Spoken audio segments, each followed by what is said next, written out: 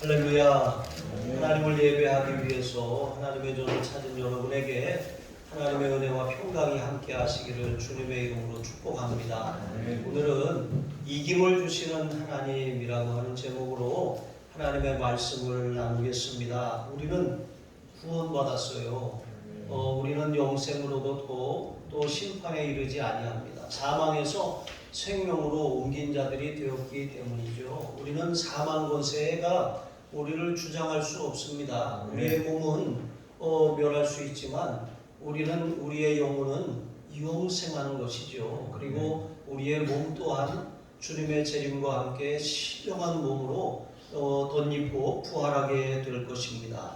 여러분, 그런데 우리가 예수님이 죽으시고 부활하셔서 승리하셨는데도 불구하고 여전히 이 세상은 사망 권세가 지배하고 있어요. 그러니까 우리가 살아있는 동안, 육신을 입고 있는 동안 죽음을 피할 수가 없는 것이죠. 고통과 죄의 문제에 시달릴 수밖에 없는 것입니다. 여전히 이 세상에는 사망 권세가 주장하고 있어서 모든 살아있는 것을 죽게 하기 때문에 그렇습니다. 그러나 이 죄와 이런 사망의 권세가 지배하는 이 세상도 언젠가는 종말을 구하잖아요. 그 언젠가가 구하잖아요. 언제입니까? 그날이 바로 예수님이 다시 오시는 날이에요. 재림하시는 날입니다. 여러분, 그날 완전히 사망 권세는 꺾이게 될 것이고 우리는 완전한 승리, 완전한 구원에 이르게 될 줄로 믿습니다. 우리가 구원받았어요. 근데 구원받았다라고 하는 것은 거듭났다는 것이고요. 또 중생했다라고 하는 것입니다. 또 칭의, 의롭다함을 받았다는 것입니다. 예수님을 영접하고 우리는 예수님의 보배로운 피로 우리가 죄사함을 받았어요. 칭의, 의롭다함을 받은 것입니다. 그래서 우리는 의롭다함을 받고 중생, 거듭났어요.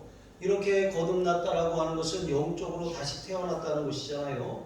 영적으로 태어났다는 것은 하나님의 생명이 우리 안에 들어왔다는 거예요. 아담이 하나님께 범죄함으로 하나님과 단절되었잖아요. 아담이 잃어버린 그 생명이 그리스도 안에서 우리에게 회복되었다라고 하는 것입니다. 그래서 우리는 영생을 이미 얻었어요. 앞으로 얻을 것이 아니라 영생을 얻었고 심판에 이르지 아니하나니 사망에서 생명으로 옮겼느니라 말씀하신 것처럼 이것이 우리 현재 상태인 것입니다. 여러분, 이렇게 우리가 구원을 받았지만 여전히 우리는 어떻습니까? 육신을 입고 있어요. 그러니까 우리가 영이 부활을 했지 몸은 부활한 것이 아니기 때문에 늙을 수밖에 없고 병들 수도 있고 고통당할 수도 있고 또 이 죽는 것입니다. 이 몸은 썩어 없어지는 것이죠. 그러나 이제 주님이 재림하시면 몸의 부활과 함께 완전한 구원, 완전한 승리를 얻게 될 줄로 믿습니다. 자, 그날이 되면 우리는 썩지 않을 몸으로 호련히 변화될 것입니다. 50절로 53절에 보시면 혈과 육은 썩어질 세상의 것이에요. 그러니까 살아있는 모든 것이 다 죽고 다 썩어요. 세상에 속한 것이기 때문에 그렇습니다. 그래서 이 썩은 그릇에 음식을 담을 수 없는 것처럼 우리의 몸은 썩어지기 때문에 하늘나라를 유업으로 받지 못해요. 없어지는 것입니다. 자, 그래서 이 썩어질 육신을 입고 우리가 살아가고 있는데 이 몸은 또 어떻습니까? 죄로 말미암아 이 자꾸 기우는 경향이 있어요. 아담의 원죄가 이 죄책과 부패 속으로 이루어져요. 그러니까 말하자면 그렇다는 것입니다. 우리는 이 예수님을 믿음으로 말미암아 죄책의 사함을 받았어요. 그러니까 우리는 심판에 이르지 않는 것입니다. 그러나 육신을 입고 있는 동안 여전히 아담의 부패성, 죄로 향해서 이렇게 기울어지는 경향이 있기 때문에 마치 중력처럼 자꾸 우리를 끌고 가는 거예요. 이렇게 올라가는 것은 떨어질 수밖에 없잖아요. 그것처럼 우리 본성은 자꾸 죄를 지으려고 하는 그런 부패함이 우리 안에 있는 것입니다. 그래서 우리가 구원받은 후에도 여전히 육신의 생각을 따라가면 자꾸 우리가 이제 그런 사망 권세에 굴복하는 거예요. 그러므로 하나님과 원수가 되는 것이죠. 그러니까 육신이 부추기는 대로 살 것이 아니라 영으로서 몸의 행실을 죽이며 살아야 돼요. 영의 생각을 따라야 되는 것입니다. 우리 안에 성령이 계시잖아요. 보면 육신의 생각이 올라오고 영의 생각이 있어요. 그 둘 사이에 다툼이 일어나는 것이죠. 우리는 그때 영의 생각을 따라갈 수 있도록 예수님 십자가에 우리의 정과 욕심을 굴복시켜야 하는 것입니다. 하나님께서 우리에게 몸을 주셨어요. 이 몸은 우리의 사역을 위해서 있는 것이 아닙니다. 몸으로 하나님께 영광 돌리라고 주신 것이죠. 근데 몸으로 하나님께 영광을 돌리려면 어떻게 해야 됩니까? 먼저 거듭나야 돼요. 구원받은 하나님의 자녀가 되어야 합니다. 그리고 그 다음에 거듭났다면 이제는 우리가 우리의 몸을 하나님이 주신 것이잖아요. 또 예수님의 피값으로 다시 되사신 거잖아요. 그러니까 하나님의 소유, 하나님께 속한 것임을 기억하고 하나님의 영광을 위해서 사는 것이 마땅하다라고 하는 것입니다. 여러분 어떤 이제 이 술에 아주 주정뱅이가 하나 있었어요. 근데 이 사람이 완전히 한번 마시면 고주망태가 돼가지고 온갖 그런 못된 짓을 다 하던 사람이었는데 어느 날 예수님을 영접한 거예요. 근데 이 사람이 늘 하던 습관이 있었어요. 말을 타고 술집에 가가지고 읍내에 가서 술집에 그 앞에 술집 말뚝에다가 말을 이렇게 묶어놓고 술집에 항상 들어갔거든요. 근데 거듭난 다음에도 이 술집 말뚝에다가 말을 매놓는 습관을 바꾸지 않고 그냥 아무 생각 없이 거기다가 마치 차를 세우는 것처럼 거기다가 이렇게 말을 매놓고 자기 볼일을 보고 돌아갔어요. 그런데 어느 날 자기가 그 술집에 앉아서 옛날처럼 다시 술을 마시고 있는 거예요. 여러분 우리가 구원을 받았지만 여전히 우리 몸은 기억하고 있어요. 우리가 죄 짓던 삶을 우리 몸이 알고 있어요. 그러니까 우리도 모르게 이 몸이 자꾸 그 본성이 이끄는 대로 끌려가는 것입니다. 그래서 우리는 정신을 차려야 돼요. 아, 내가 이러면 안 되지 하면서 우리가 영의 생각을 따라가기로 선택을 해야지 육신에게 져서 육신대로 사는 것, 이것은 우리가 사망 권세에서 구원을 받았지만 여전히 부패성을 따라감으로 말미암아 사망 권세에 그러지 않아도 되는데 굴복하는 거예요. 종노릇하지 않아도 되는데 그 죄가 지배력을 잃어버렸는데 다시 가서 죄 아래 굴복하는 것과 똑같은 것입니다. 그래서 우리가 이 육신을 입고 있는데 이 육신은 계속해서 이런 영적인 싸움을 우리가 살아있는 동안 계속할 수밖에 없어요. 죽으면 죽은 자는 말이 없잖아요. 죽은 자에게 무슨 욕구가 있습니까? 죽은 자에게 무슨 욕정이 일어납니까? 이미 죽었잖아요. 그런데 살아있는 동안 몸을 입고 있기 때문에 계속해서 우리는 죄의 유혹을 피할 수 없게 되었다라고 하는 것이죠. 자, 그래서 이 몸이라고 하는 것은 영과 이렇게 하나로 결합되어 있어요. 그러니까 이제 뭐 쉽게 말하자면 이거예요. 우리의 본질은 영이에요. 영인데 이 영은 혼을 가지고 있어요. 혼이라고 하는 것은 이게 마음이라고 일컬어지는데 지정의, 우리가 어떤 것을 생각하고 판단해요. 어떤 것을 느끼고 감각하는 것입니다. 또 즐거워하고 어떤 것을 판단하고 결정을 해요. 이런 것처럼 우리가 마음으로 어떤 것을 생각도 하고 또 어떤 것을 이렇게 즐거워하기도 하고 결정도 하는 것이죠. 이렇게 지정이라고 하는 혼을 가지고 있고 또 몸 안에 살고 있는 거예요. 이것 영혼 육이 하나로 된 전인격으로 우리 몸이라고 할 수가 있는 것이죠. 그러니까 몸이 건강하다라고 하는 것은 영이 살고 혼이 건강하고 그러니까 마음이 건강하고 병들지 말아야 되잖아요. 그리고 신체가 건강한 것, 이게 온전한 건강한 것이죠. 어떤 사람은 몸은 건강한데 마음이 병들었어요. 어떤 사람은 영이 살아있긴 한데 마음의 상처와 아픔과 미움과 원망이 아직 그것이 해결되지 않아서 자꾸 영적인 삶에 실패하게 만드는 거예요. 어떤 사람은 영도 살아있고 혼도 마음도 건강한데 몸을 함부로 써요. 그러다가 어느 날 갑자기 가는 거예요. 여러분, 우리는 아무도 우리의 건강을 자신할 수 있는 사람이 없다는 것이죠.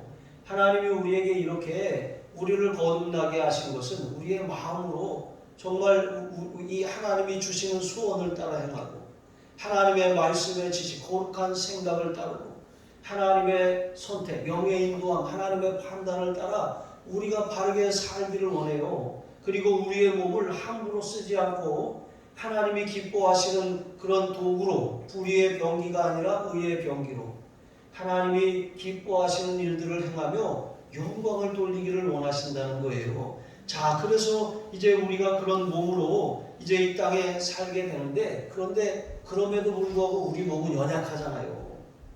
아프고 병들고 피곤하면 자야 돼요. 배고프면 먹어야 되고 하고 싶은 것이 있으면 해야 되는 것입니다. 이게 우리의 몸이에요. 그런데 이것을 다 안 하고 살 수는 없잖아요. 그러니까 우리가 이 부분들에 대해서 어떻게 합니까? 세월을 아끼고 절제하고 적당히 해야 되는 거예요. 뭐든지 적당히. 이 육신을 위한 일들은 적당히 할 필요가 있어요. 근데 여기 이 적당이라고 하는 기준은 어떻습니까? 우리가 자꾸 그것을 허물어 버리잖아요. 그러나 여러분, 우리가 알아요. 아, 그만해야 되는데 그만해라. 이렇게 그렇잖아요. 그런 것처럼 우리가 스스로에 대해서도 그렇게 제어할 수 있어야 되는 거예요. 말도 막 계속 나오는 대로 내뱉으면 어떻게 됩니까? 행동도 내가 하고 싶은 대로 다 하고 살아요. 돈도 있다고 다 써버리고 살아요. 시간도 마음대로 다 써버리고 살면 여러분, 그 인생이 만신창이가 되어버리는 거예요. 구원받았지만 우리가 절제하지 않으면 그 고통은 우리가 짊어져야 하는 것이죠. 천국에는 가지만 이 세상에서의 삶이 그냥 고통밖에 없다라고 하는 것을 기억하시기 바랍니다. 자, 그러나 우리가 이렇게 살다가 주님이 재림하시는 날 우리의 이 몸, 썩을 몸, 죽을 몸, 이 몸도 부활하여 새 몸을 입게 될 줄로 믿습니다. 그래서 고린도전서 6장 19절로 20절에 보시면 바울이 우리의 몸에 대해서 이렇게 말합니다. 너희 몸은 너희가 하나님께로부터 받은 바 너희 가운데 계신 성령의 전인 줄을 알지 못하느냐. 너희는 너희의 것이 아니라 값으로 산 것이 되었으니 그런즉 너희 몸으로 하나님께 영광을 돌리라. 비록 썩어질 몸이지만 뭐 썩을 거니까 그냥 뭐 대충 살아야지, 이게 아니라 그 몸 하나님이 값으로 사셨잖아요. 그러니까 그 몸으로 하나님께 영광 돌리며 사시기를 바랍니다. 두 번째로 여러분, 우리는 사망 권세를 이제 이기고 마침내 최후 승리를 얻게 될 것입니다.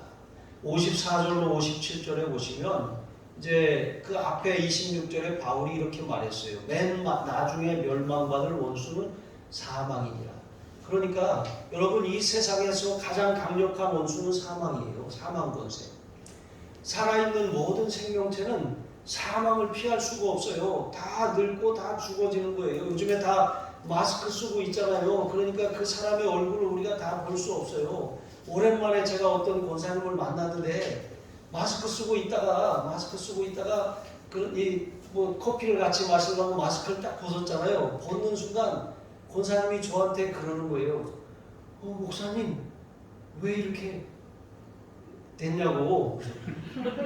제가 뭘요? 저는 좀 당황했거든요. 그랬더니 아니 옛날에 제가 그냥 그 자리에 가만히 있나요?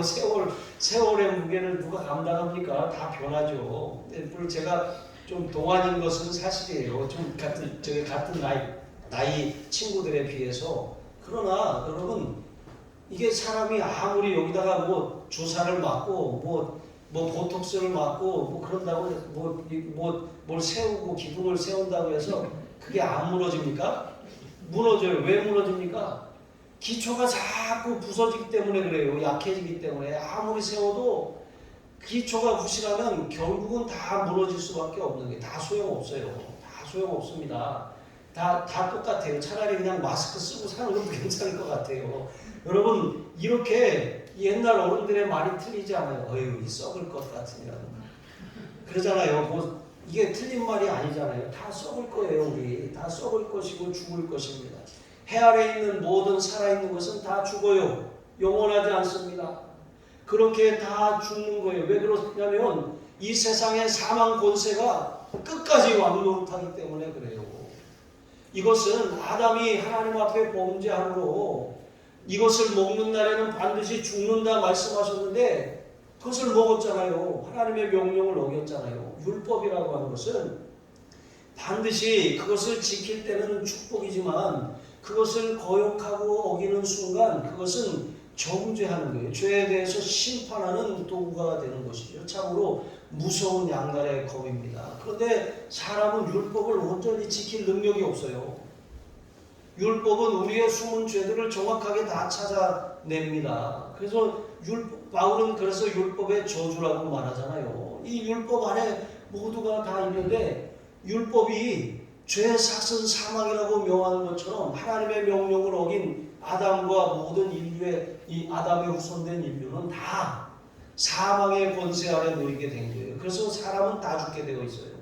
사람뿐만 아니라 사람으로 인해 모든 생명체가 저주를 받아서 다 죽게 된 것입니다. 그러나 처음에 에덴 동산에 살 때 아담은 이 선악과뿐만 아니라 생명나무 열매를 먹을 수 있었어요. 영생하도록 지음받은 것이죠. 하나님과 영원히 단절되지 않고 영원하신 하나님과 살 수 있는 길이 있었어요. 하지만 아담은 이 하나님과 단절되는 길을 선택한 것이죠. 그래서 우리가 이 세상에서 주님의 재림을 기다리며 언제 우리의 육신을 벗으려나 이런 마음을 가지고 우리가 살아가게 된 것입니다. 자, 그런데 주님이 재림하실 때가 되면 재림하시면 사망 권세는 끝장나는 거예요. 이 사망이 쏘는 것이 마치 독침과 같은 죄거든요. 사망이 죄를 통해서 독침을 전갈이 쏘듯이 탁 쏘면 이 죄에 딱 물리면 어떻게 됩니까? 더러워지는 거예요. 이 죄로 말미암아 사람이 점점 이 멸망을 향해 달려가게 되는 것이죠. 자, 그런데 예수님이 재림하시면 사망 권세가 깨지고 이 사망 권세가 사람들을 생명체를 쏘아서 죽이던 그 독침, 그 이 무기가 완전히 박탈당하게 된다는 거예요. 인류를 지배하는 것이 최후까지 지배하는 것이 죽음인데 그 죽음이 예수님의 십자가와 부활 그리고 그 부활이 우리의 삶에 재현되는 재림을 통해서 완전히 소멸하게 된다는 것이죠. 여러분 죽는 것은 우리가 뭐 좋게 말해서 자연스러운 것이지 자연적으로 죽는 게 아니에요. 죽는 것은 죄에 대한 심판입니다. 이것은 부인할 수 없는 사실이에요. 율법은 죄를 지은 인간을 정죄하고 율법 아래 있는 모든 인간은 다 죄인이고 죄인은 다 사망 권세 아래 놓여 있고 사망 권세에 놓여 있는 인간은 다 죽을 수밖에 없어요. 근데 더 심각한 문제가 무엇입니까? 그것은 우리가 육신의 죽음으로 끝나지 않는다는 데 있어요. 사람들은 죽으면 이제 내가 모든 이 짐을 다 벗어버리겠지 하고 생을 포기하는 사람들이 있어요. 하지만 그것이 끝이 아닙니다. 죽음은 시작이에요. 이 땅에서의 삶은 사람의 인생의 연수가 70이요 강건하면 80이라도 그 인생의 자랑은 수고와 슬픔뿐이며 신속기간이 우리가 날아가나이다 그랬잖아요. 여러분 어느덧 여러분의 인생이 40을 넘고 50을 넘고 60을 넘었어요. 70을 향해 가고 있잖아요.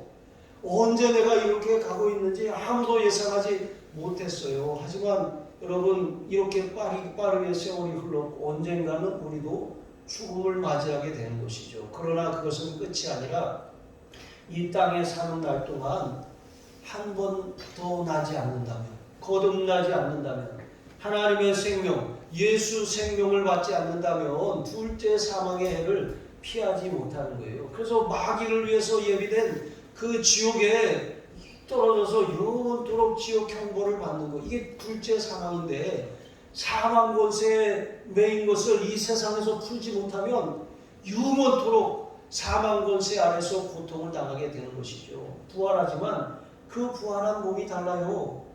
여러분 이 성경에 보니까 우리가 부활한 그러니까 영생하여서 부활한 몸은 어떻습니까? 생명의 부활로 나아간 우리의 몸은 죽지 않아요. 사망하는 것도 없고 질병도 아픔도 곡하는 것도 눈물도 슬픔도 없어요. 하지만 지옥은 어떻습니까? 끊임없이 재생되는 거예요. 죽지 않아요. 계속 영원히 고통이 끊이지 않는 거예요. 영원한 쉼을 얻지 못하는 이 지옥인 것입니다. 몸이 상처를 받고 도련행을 당하고 고통을 받는데 그게 끝이 아니라 다시 재생이 되고 또 다시 고통을 받고 이런 영원한 반복이 된다는 것이죠. 그러므로 여러분, 우리가 이 육신을 입고 있어서 지금은 여전히 죄의 유혹을 받고 여전히 우리의 몸은 때로 병들고 늙어져 갈 수밖에 없고 무너질 수밖에 없지만 우리는 산 소망을 가진 사람들입니다. 이 새 생명을 가지고 있어요. 그 날마다 우리는 이 세상의 그런 고통과 절망 가운데 주저앉는 인생이 아니라 부활 생명, 그 부활의 능력을 가지고 살아가는 사람들이에요. 날마다 그 은혜를 공급받아야 돼요. 그 부활의 생기가 우리 안에 들어와야 돼요. 그래야지만 에스겔 골짜기의 마른 뼈들을 향해서 말씀이 대언되어질 때에 여러분, 이 뼈들이 서로 맞아지고 또 이 서로 연결되고 관절이 생기고 근육이 붙고 살이 붙고 살이 채워져서 또 그렇게 사람이 되고 다시 하나님의 생기가 들어가니까 어떻게 되었습니까? 군대가 되지 않았습니까? 우리는 그런 사람들이에요. 예수님의 부활 생명을 가진 성도들은 마른 뼈와 같은 그런 존재였지만 이제 하나님의 군대로 살아난 사람들인 것이죠. 그 군대는 날마다 하나님의 말씀을 통해서 새 힘을 얻고 하나님의 성령을 통해서 생기를 받아야 돼요. 그래야지만 우리가 이 세상 가운데 사망 권세에 굴복하지 않고 승리하며 살게 되는 것이죠. 이것이 우리가 이 세상을 살아가는 방식이에요. 그러니까 부활을 믿지 않으면 그냥 살았다는 이름을 가졌으나 죽은 자와 다른 바 없는 거예요. 그러나 부활 생명을 가진 사람들은 살아있는 하나님의 군대인 것입니다. 그렇게 살다가 주님이 재림하실 때 호련히 우리의 몸이 변화되어서 영생에 들어가게 되는 것임을 믿으시기 바랍니다. 세 번째로, 그러므로 우리가 이 부활 생명과 소망을 가졌으면 우리는 견고하여 흔들림 없이 주의 일에 힘쓰는 삶을 살아야 합니다. 여러분, 헬라어 단어 중에 악시오스라고 하는 말이 있어요. 악시오스. 이 악시오스라고 하는 미국의 아주 거대한 언론사도 있거든요. 이 악시오스라고 하는 말은 이제 이 균형 저울이라고 하는 뜻이에요. 근데 원래 이 균형 저울이라고 하는 이 뜻을 사용해서 바울이 에베소서 4장 1절에 이렇게 말씀했습니다. 그러므로 주 안에서 갇힌 내가 너희를 권하노니 너희가 부르심을 받은 일에 합당하게 행하여. 그러니까 여기 이 균형 저울에 해당하는 단어가 합당하게라고 하는 뜻이거든요. 합당하게. 이 균형 저울이 무엇입니까? 이 저울이 이렇게 있어요. 한쪽 끝에는, 그러니까 양쪽에 접시가 달려 있어요. 줄에 매달려 있는데 한쪽 끝에는 여기 추가 들어 있어요. 그리고 한쪽 끝에는 이제 그 추에 맞게 예를 들어서 1kg의 쌀을 산다. 그러면 1kg의 추를 올려놓고 그만큼 쌀을 여기다 붓는 거예요. 그래서 균형을 맞추는 것이죠. 자, 이것처럼 우리가 하나님의 부르심에 합당하게 행하라고 하는 이 말, 합당하게와 그 사이에 두고 앞뒤에 어떤 말씀이 있습니까? 하나님의 부르심이라고 하는 단어와 또 행한다라고 하는 단어가 있어요. 그러니까 여러분, 합당한 것이 무엇이냐면 각 사람마다 하나님의 부르심이 있다는 거예요. 하나님께서 우리에게 주신 사명이 있고 하나님이 우리를 부르시고 구원하신 뜻이 있다는 거예요. 그런데 많은 사람들이 하나님의 부르심을 따라 구원을 받았지만 하나님의 뜻대로 살지는 않아요. 하나님이 우리를 구원하셨을 때는 하나님이 우리에게 이 계획하신 일이 있어요. 사명이에요. 소명이라고도 하는. 그런데 각 사람마다 다 소명이 있는데 그 소명의 무게가 너무 여러분 가벼운 거예요. 가볍게 생각하는 거예요. 헌신이나 직분이나 하나님의 부르심을 너무 가볍게 생각하는 거예요. 그러면 어떻게 되겠습니까? 이게 헌신이 이게 가벼우니까 추는 내려가고 이게 올라가잖아요. 올라가면 어떻게 됩니까? 이게 공중에 떠 있는 거예요. 공중에 떠 있는 것. 그러니까 사람이 하나님의 부르심에 합당하게 살아야 되는데 그 균형을 잃어버리면 그때부터 삶의 공허가 찾아오는 거예요. 뜬구름 잡는 인생이 되는 거예요. 하나님이 부르신 인생의 정확한 목적에 일치해서 살지 못하고 헛된 망상을 따라다니고 허황된 꿈을 쫓고 인생을 허비하고 물질을 허비하고 시간을 허비하고 그렇게 살아가는 거예요. 여러분, 사용리 중에 첫 번째 원리, 첫 번째 질문, 하나님은 당신을 사랑하시며 당신을 향한 놀라운 계획을 가지고 계십니다. 여러분, 하나님의 사랑으로 우리가 구원을 받았어요. 하나님께서 우리를 구원하신 것은 단지 천국에 들어가게 하려고 하는 것이 아니라 하나님과 교제하고 하나님이 우리에게 이 땅에 살게 하신 그 부르심과 사명을 감당하라고 우리를 구원하신 거예요. 그런데 그 부르심의 무게가 너무 가벼워요. 그러니까 자꾸 허공으로 올라가니까 인생이 허무하고 헛되고 허망한 것을 쫓아서 그렇게 살아가는 것이죠. 그게 바로 합당하지 못한 삶이에요. 여러분, 하나님은 정확하게 우리 인생을 저울에 달아보십니다. 여러분은 어떻습니까? 하나님의 부르심에 합당하게 살고 있습니까? 아니면 먹고 사는 게 바빠서 사는 게 뭔지 이것 해결하고 난 다음에 여러분 그렇게 살고 있지는 않습니까? 그러나 언젠가는 하나님 앞에 우리가 결산할 날이 온다는 것을 반드시 기억해야 하는 것이죠. 하나님은 성도가 균형을 잃고 흔들리는 것을 결코 원하지 않으셔요. 그래서 바울이 견고하여 흔들리지 말라고 말씀하고 있는 것이죠. 여러분, 이 부활신앙은 우리의 삶에 이런 균형저울의 추와 같아요. 우리가 부활신앙으로 우리가 살면 우리의 삶에 그 부활신앙, 살아있는 신앙으로 살면 우리의 헌신도 살아있는 헌신이 되는 거예요. 그러나 이 부활신앙이 희미해지면 우리가 죽어서 천국 가면 되지, 그냥 이 땅에 어차피 썩을 거 썩어 없어질 몸 즐기다가 마음껏 살다가 가자, 나중에 실컷 놀다가 주님이 부르시면 그때 아버지 저의 영혼을 아버지 손에 부탁합니다 하고 천국 가면 되지 않냐. 여러분, 이렇게 살아서 될 것이 아닌 것이죠. 여러분, 행위에는 상급이 있어요. 오늘 말씀에서처럼 하나님께서는 우리의 삶에 대해서 반드시 이 결산하시는 거예요. 너희 수고가 주 안에서 헛되지 않은 줄 알미니라. 이 말씀은 반드시 좋게 말하면 결산할 날이 있는 것이고 또 반드시 거기에 대한 하나님이 상을 예비하셨다라고 하는 것을 말씀하고 있는 것입니다. 그러므로 여러분, 우리가 이러한 이 균형을 잘 잡아야 되는 것입니다. 부활 소망을 가졌다면 우리가 이 부지런하여 게으르지 말고 열심을 품고 주를 섬겨야 하는 거예요. 견고하여 흔들리지 말아야 하는 것, 여러분 이것도 중요합니다. 굳게 서 있는 것, 믿음을 지키는 것 중요합니다. 하지만 그것만 가지고 되지 않아요. 사명을 감당해야 돼요. 더욱 주의 일에 항상 힘쓰는 자가 되라 그랬잖아요. 여러분, 여기 있는 말씀처럼 우리가 기억할 게 있어요. 항상이라고 하는 단어와 더욱이라는 단어예요. 예전에 저 이렇게 헌신했는데요. 옛날에 이렇게 많이 했는데요. 여러분, 그게 중요한 게 아니라 하나님은 그것을 지금도 하고 있냐? 항상 하고 있느냐? 그리고 지금 하는 일에 만족하고 이만하면 됐지 하고 있냐? 아니면 더욱 힘쓰는 자가 되고 있냐?